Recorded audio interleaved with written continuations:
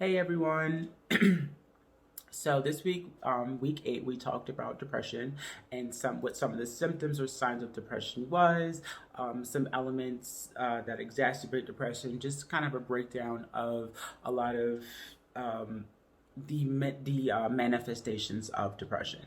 So generally, depression is characterized as bouts of extreme sorrow or sadness that may be and often is unexplained or unrelated to any current events. So, some signs or some symptoms or manifestations of depression would be anxiety, insomnia, lack of appetite, or sort of super interest in appetite. Like you start eating a lot.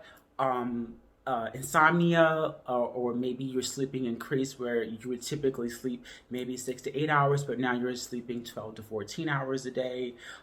You really don't have an interest in a lot of things that you may have previously liked before you started to develop this depression. So these are just some of the physical manifestations of depression. It's not a secret that COVID has sort of exacerbated some of the symptoms of depression, and we're seeing sort of a lot of individuals and clients who are reporting that they're feeling depressed even more because of the pandemic.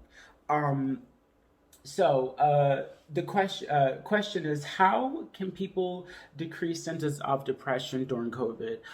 Personally, some things that I've been doing to sort of deter the symptoms of depression is you sort of trying to find interest in things that I may have previously liked, or trying some new things, developing some new hobbies, positive thinking, exercising, sort of rekindling old positive bonds that have sort of dwindled. When post pre-COVID, when we didn't really have the time to really uh, feed relationships. So I think these are some things that we can do to stay positive during the COVID. Maybe doing some outside hiking, weather permitting, obviously.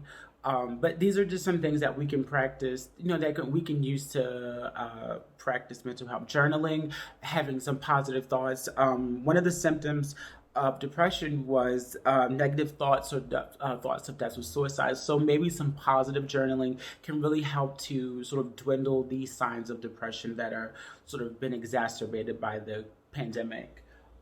Question 3 is, how can you help family members or friends who are experiencing symptoms of depression due to COVID? So, um, one of the things that I've sort of noticed is that, in one of our other classes, the professor expressed that he had lost a close friend of his, and then also one of the other students had lost a son.